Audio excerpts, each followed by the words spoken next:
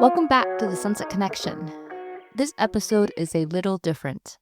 I sat down with Manson Leong, a senior housing community organizer at Self-Help for the Elderly, someone who works in housing every day. We talked for almost an hour. And somewhere in that conversation, it became clear that this isn't really just an episode about senior housing. It's about something much bigger. It's about a system that most people in San Francisco don't fully understand, and when people hear the words affordable housing or low income, they usually think of one of two things. Either it's housing for people in poverty, or seniors trying to get into buildings with decades-long waitlists.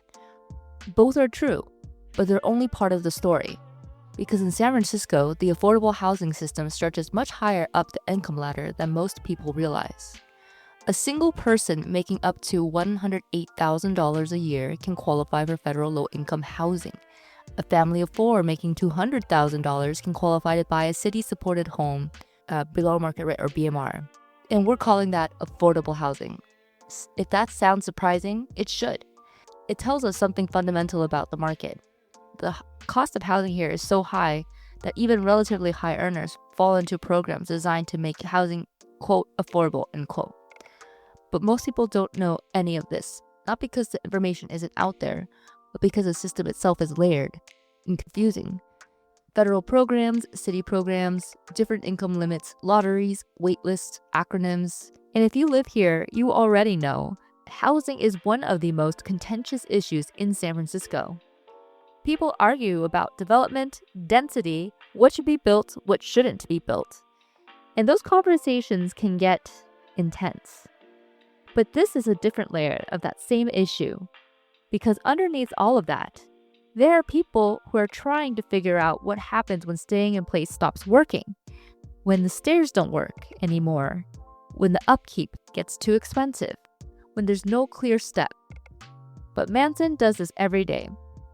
He gets calls from people trying to figure out what they qualify for, where can they go, and how long it's going to take. And the answers are rarely simple. So, welcome, Manson. Thank you. So, can you tell me a little bit more about Self-Help for the Elderly and the work that they do? Our range of service so many. Anything that you can think of about elderly, we do. Meal service, check. Home care, check. Hospice, check. Teaching them how to use computer, check. For those who cannot read the language, we will help them to read the language and help them apply all kinds of services, check. Housing, my area, check. To understand how the system actually works in practice, it helps understand the people working inside it. Self-Help for the Elderly has been part of San Francisco for 60 years. It began as a small office in Chinatown under the leadership of Annie Chung, who came to San Francisco from Hong Kong in the 1970s. She has now been the CEO since 1981. Today, Self-Help has grown into a large nonprofit with hundreds of employees across San Francisco and the Bay Area. In neighborhoods like the Sunset, they serve thousands of seniors every month, and their work goes far beyond connecting people to housing. They build it. They own and operate properties like Lady Shaw, a 75-unit senior building in Chinatown. They run a memory care facility on Grove Street, and they manage multiple housing sites across the region. So when Manson talks about housing, he's not speaking in abstract terms.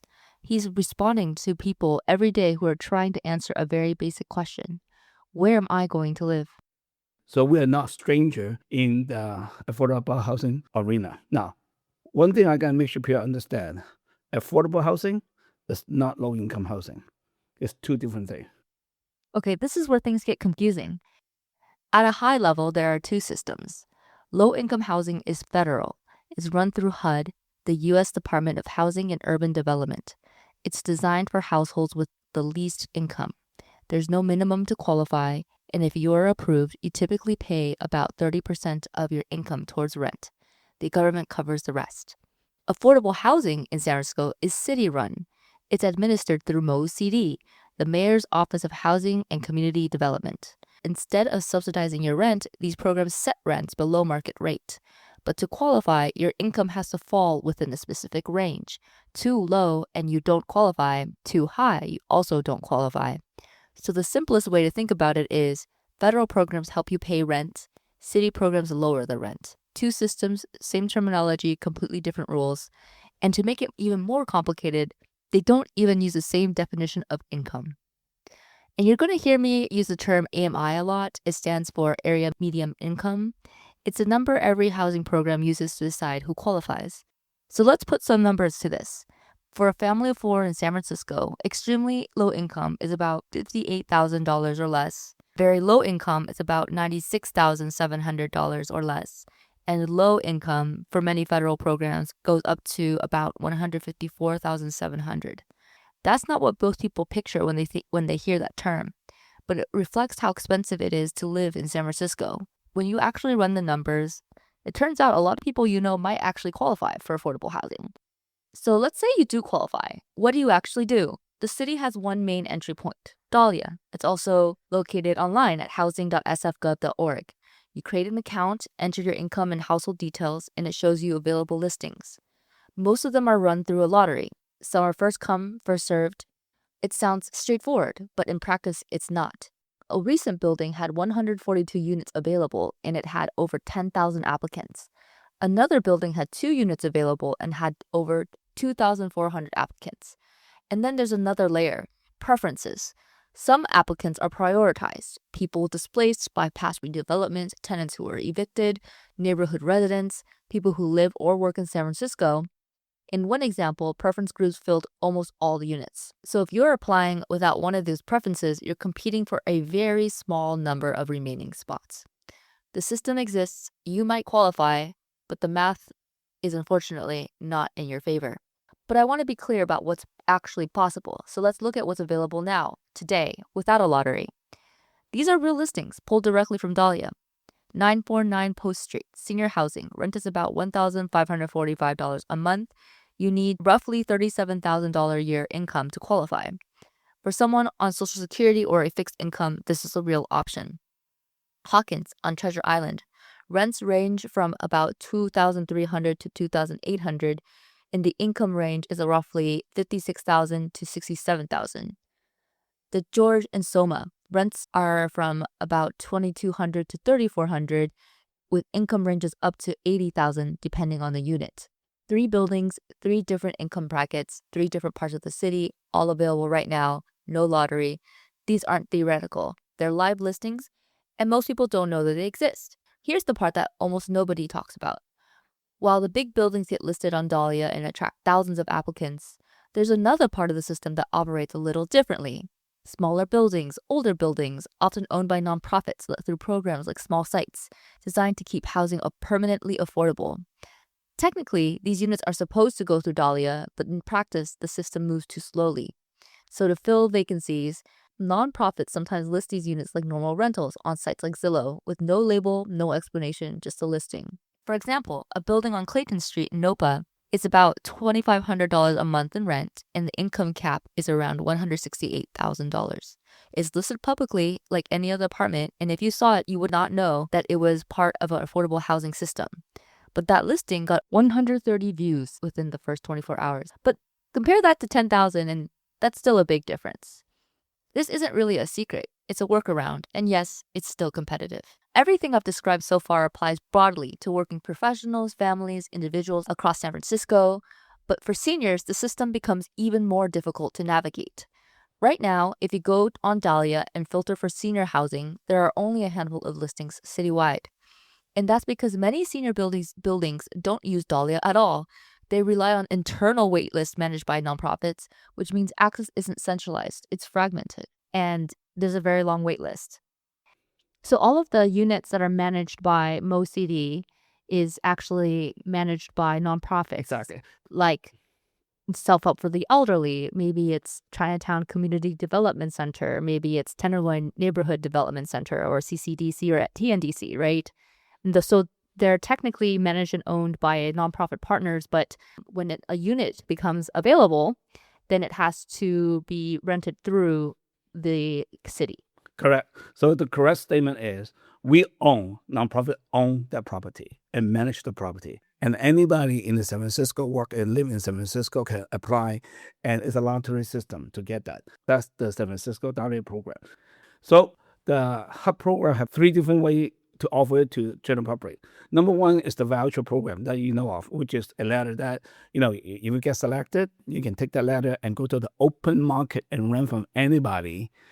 The other one is building to a building, like the Mercy Housing in Sanita, that generally called the project, which is all the housing is run by nonprofit like Mercy, okay, but they are 100% owned by HUD money, and the HUD have to say who going to live there. So HUD owns the Mercy Housing Project. Yes. Mercy is just the operator. Exactly. Because Parag was here, Parag Gupta. Yes. And he works for Mercy Housing. He was talking about that project in a previous episode.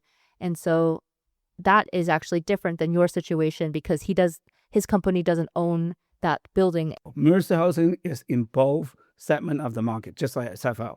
They have a HUD building, they have MOH City affordable housing. Mm-hmm. So it depends which building that we own, we have to abide by the law. For the property like the one that on Broadway and Mason, when we have an opening, we don't have to notify HUD. We will have our own waiting list. So the last time we have the waiting list is 28 years ago.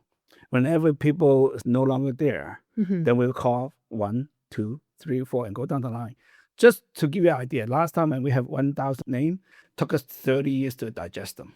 30 years to go through 1,000 names. Right. Now we are to the point that we can open the waiting list again. So for the people who listen here, we will open our waiting list, I think 65 and above in June. So if you're trying to help your parents or your grandparents figure this out, you're not navigating one system, you're navigating multiple systems. Federal programs where rent adjusts to income, city programs where you have to qualify for a specific unit, and different wait lists depending on how housing is funded. And they all sound similar. And it's even more daunting when you can't speak English. When did self-help start working in housing? Like I say, back in 70, when we did senior housing in Mason and Broadway, we have 2 active projects that we're working on. One, right now, we're at pause because of funding issue, which is 1234 Great Highway, which is also senior housing with TNTC. And it's in the Sunset District. Correct. It is on the Motel 6 location in right by the ocean. The other one is the 933 Command, which is a restaurant that we own the building right now. Again, we're seeking for funding source to develop that particular site. Yeah, so the need is definitely there, right? Because there's the generation that's currently aging into that senior age range. So how is that impacting the work that you're doing? America is officially entering at the end of the baby boomer. Baby boomer ended in 1964. So all of them are officially over the age of 62. So the next 30 years is the most critical time for the senior. And we're not building any kind of aging facility at all level fast enough for the senior. So it is a game of fighting for resource every day for all the senior. Yeah, it's a critical issue. Exactly. When you say you help them, do you have to sit down with them to go through their finances, or do you have to help them apply online? Like, how do you support them in that journey? We have a whole team of people that do housing counseling. So when they are ready, I will ask them come down and sit with one of our counselors and hold their hand to help them to apply. Was there a moment where this stopped feeling like a job and started feeling personal? Every day, because you're dealing with the real people. I have a lady come to me, which is very hurtful. She told me, say, Manson, I'm 85. I tried to get a house in 30 years. I live in SRO. I have cancer. I will die in a couple of years. I still don't have one. Will I get one before I die? And the answer to her is, I do not know. I say, Papa, what do you do, when you're young? I say, I wash dishes for the restaurant that I eat all the time. I never see her. I never know that she is the behind-the-scene hero that who make my meal enjoyable. So she serve our community. Now she cannot live in a peace. Can you not get personal with people like this? Okay. So people's life touch you, and that's why it touch all the employee in the self-help. When you get to know them, they will tell them the story, and a lot of them is sometimes it's sad, sometimes it's happy. Yeah. So I asked Manson, what are you actually seeing happen to seniors in the Sunset right now? And the answer is what you would expect but don't want to hear. A lot of seniors are staying in homes they've been in for decades. Homes with stairs they can't climb, maintenance they can't keep up with. Some move in with family, some leave the city entirely. And the ones who need the care most, they get placed wherever there's a bed available, not the sunset. So the need is definitely for all the senior, right? But for the client that we serve, which is most Chinese, it's very critical they have to stay in San Francisco. Because if we can put them in Fresno, if we put them in the Bakersfield, they cannot survive. They have to have the cultural support. But in the Bay Area, because we have such a enriched cultural support in terms of medicine, food, friendship, all kinds of cultural support, our senior really cannot leave the Bay Area. So it make it very important for us, self-help, to let the city know our group is very much need the help from the city to build out affordable housing so they can age in place. Most of those seniors that we serve, at one point or another, they must have ironed their clothes, cleaned the toilet, served the table. They do the most basic job to serve the city. Now, granted, they don't make a lot of money, but they put in their dues. And I think that's time for the community as a whole to make sure that we can address their housing need. And there's another layer to this that we didn't even get into, but something that I see every day. There are seniors in the Sunset who actually own their homes. They bought decades ago. But that doesn't necessarily mean that things are easier. Many families are trying to figure out what happens to the home after they pass. How do they pass it down? How do you avoid probate court? How do you even start that process? Even for people who have housing, there's still a lot of uncertainty with seniors. There's a lot about the system that does not work well. Lottery odds are low, information is fragmented, waitlists are long, and the eligibility is often unclear. But there are people trying to make it more navigable. And on April 18th, many of them will be in one place. The Westside Housing Resource Fair. So you have an event coming up. Yes. The Westside Housing Resource Fair, and that's going to be on April 18th. Can you tell us what it is and what to expect? So this is the second time we did it. We did one in 2024. Last time when we have it, we have a 700 plus people come. So we will expect more people come. So come early. We have about 20 CBO and about 4 or 5 government agency will be there. Now, we try to make sure anybody coming will walk away something that they need. So give you, for example, who is tabling? Like Mission Neighborhood Center will offer rent payment for those who need. That means if you are behind on your rent, you need help to pay rent, you might have a chance they might be able to help you to pay your back rent. Let's say you are a tenant and you're getting eviction notice or you get harassed by the landlord. We have open door legal there to answer actual legal question. They're real lawyers. So let's say you want to buy a home. You can buy a below market rate home, a condo in San Francisco range from $300,000 to $500,000. But you have to go to education. We have Asian in there to provide the information and education. So for ADU, licensed architect will be there to answer your question about ADU, question permitting costs, and the permit department from the city planner, they will have someone there because they have streamlined a lot of the permit process. The assessor office will be there. And if you don't know how to navigate it, you don't know where to get the information, they have someone there for you. The rent board is there. The rent board will be answer any question from not just the tenant, but from the landlord, so everybody can do the right thing. Self-help will be there. We will showcase all of our 40 different services right there.